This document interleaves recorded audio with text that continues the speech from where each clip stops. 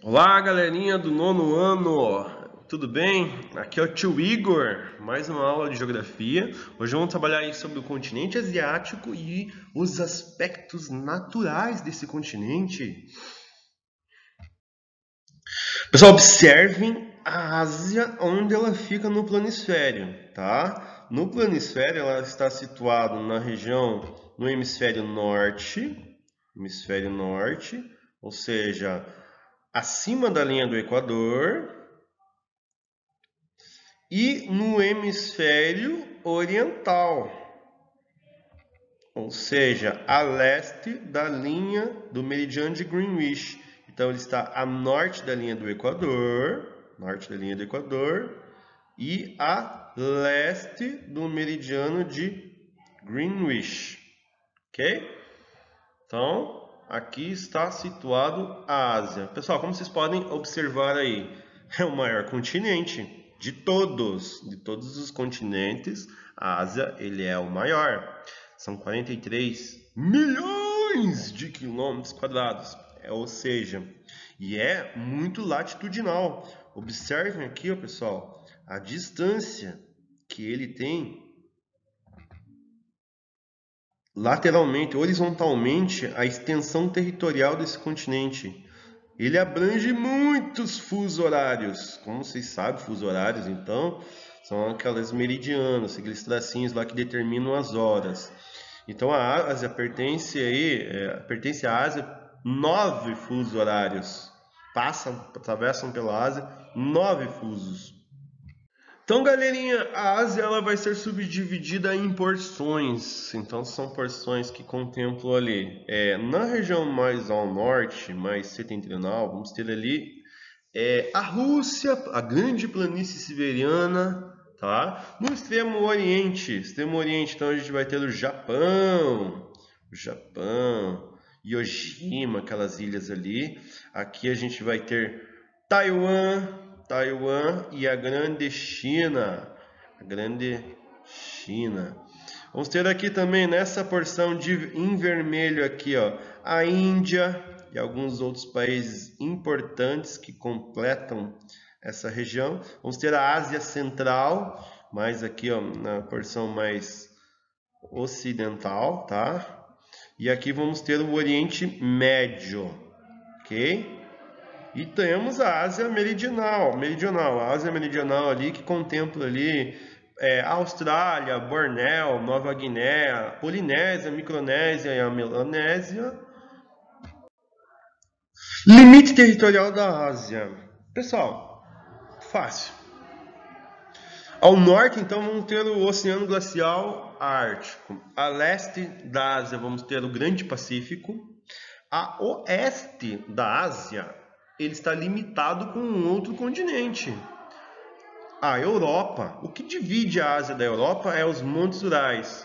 Professor, mas se ele está fisicamente conurbado ali com a grande Europa, por que ele é considerado um continente distinto, separado? Bom, enfim, deveria ser, né? Geograficamente é um único continente.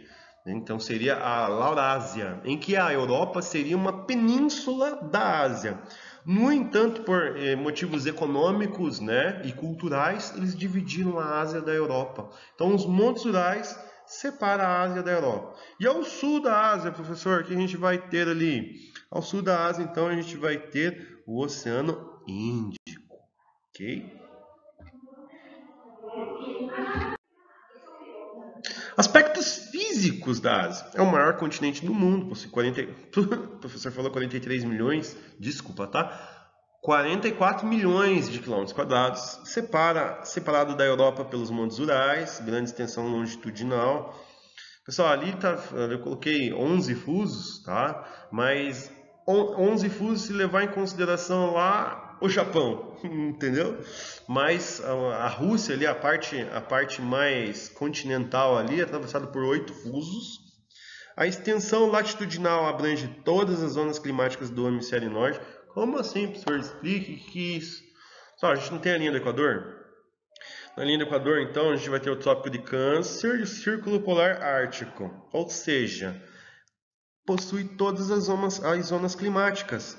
O quente e úmido equatorial, o temperado ali do Trópico de Câncer e o clima glacial, um clima frio proveniente ali dos polos.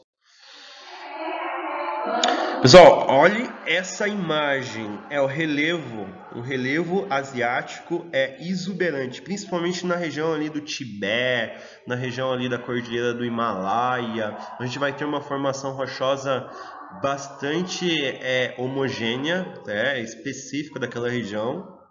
É muito lindo e exuberante. Eu já vou explicar para vocês. Então, o relevo da Ásia, por vezes a Ásia é chamada de continente maciço. Como assim, professor? Continente maciço. O que prevalece na Ásia são os planaltos antigos, os maciços antigos. Ou seja, o relevo asiático ele é muito velho. Então, lógico, a gente vai ter um relevo mais moderno ali, que são os dobramentos modernos, que é o encontro o choque entre placas tectônicas, que ali vai favorecer ali a formação mais recente, né, de rochas. Um exemplo é a Cordilheira do Himalaia, e os montes Urais e alguns outros montes, né? Mas você vai ter ali na sua prevalência, o que vai prevalecer no continente asiático são os planaltos antigos. E as planícies? Temos planícies também. As mais importantes ali ao norte da China, tem uma planície muito grande ali, e temos as planícies litorâneas e a principal delas, a planície siberiana.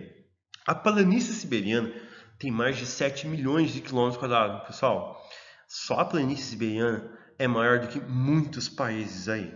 Muitos mesmo, de verdade. Ele é grande, essa região. Observe nesse mapa.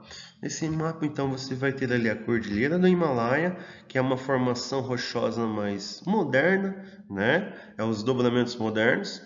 Observe ali a grande planície siberiana ao norte, ok? Vamos ter a grande planície da China,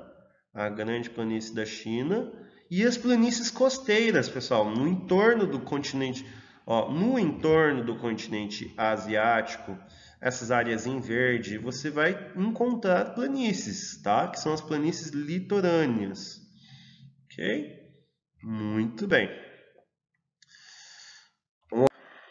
O Monte Everest e o Monte K2, pessoal. A gente não tem muitas montanhas, né, na Ásia, né? Com exceção da maior cordilheira de montanhas do mundo. É o maior conjunto de montanhas do mundo. Situa-se então ali, pessoal, 2.500 quilômetros de extensão.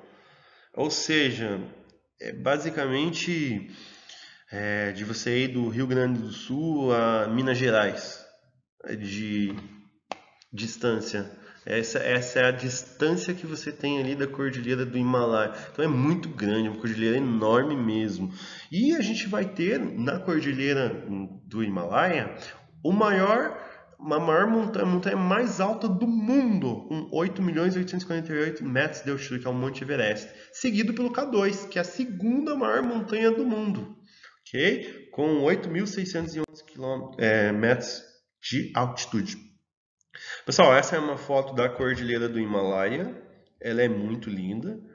Pessoal, se vocês forem escalar essa montanha, levem blusa, tá? E não vá de chinelo, por favor. E leve corda e cilindro de oxigênio. Tô brincando. Não façam isso. Só profissionais muito bem treinados. Pessoal, o K2, diferentemente do Himalaia, ele é mais pontudo, ó. Observe. Então, em extensão horizontal, ele não é tão grande quanto a cordilheira ali do Everest, o Monte Everest, desculpa. Pessoal, a hidrografia ela é pobre em rios, então a gente não vai ter ali, não vai prevalecer grandes rios ali na Ásia, com exceção de alguns, por exemplo, o rio Ganges na Índia, o Brahmaputra, que são rios ali que cortam ali a Índia, eles são muito grandes, são bem lindos, exuberantes, também contempla ali, são rios importantes para escoar a produção nesse continente. Temos o Rio Amarelo e o Rio Yangtze na China. Mas para mim, no meu ponto de vista, os mais importantes é o crescente fértil, os rios ali que pertencem ao crescente fértil. Quais são eles? Os rios da antiga Mesopotâmia ali, o rio Tigre e Eufrates. Hoje, no Iraque, né? Então a Mesopotâmia, hoje em dia, pertence ao país, né, do Iraque. Então, vejam bem aí, coisa linda, o rio Tigre e Eufrates. Quando há a cheia, né, no períodos chuvosos, você tem então as geleiras ali da região mais ao norte ali derretem, levam um grande volume de umidade para essa região e que fertiliza e muito a região do crescente fértil. Pessoal, essa paisagem exuberante coloquei aí só para mostrar para vocês que a Ásia também ela é muito rica em paisagem. Então você vai ter muitas paisagens. Para mim, no meu ponto de vista, as paisagens mais bonitas se encontram ali na região do Tibete, que são aquelas montanhas que eles constroem monastérios, enfim. Distribuição dos climas da Ásia. Pessoal, o clima da Ásia é inversamente proporcional à latitude. Quanto mais próximo do Equador, a gente vai ter um clima mais quente, mais úmido, então temos uma exuberância muito mais relevante de vegetações, inclusive.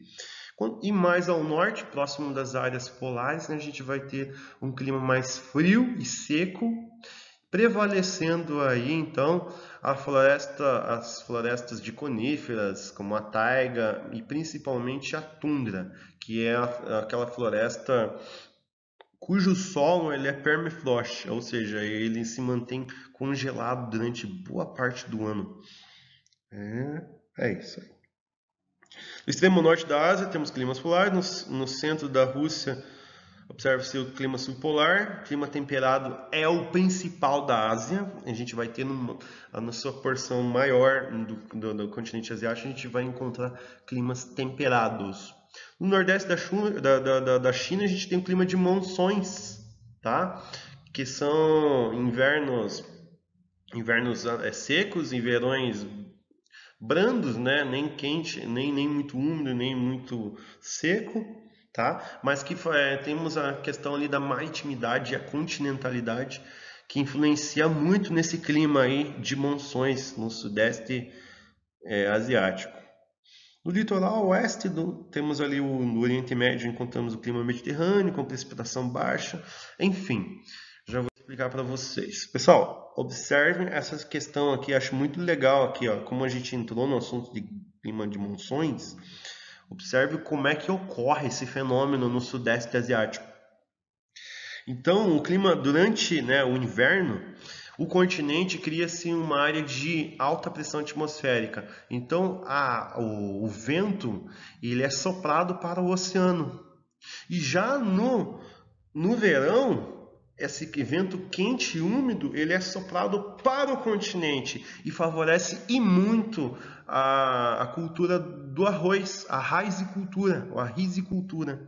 Então a gente vai ter ali, por isso que o oriental gosta muito de arroz, porque o clima favorece muito a esse tipo de cultura.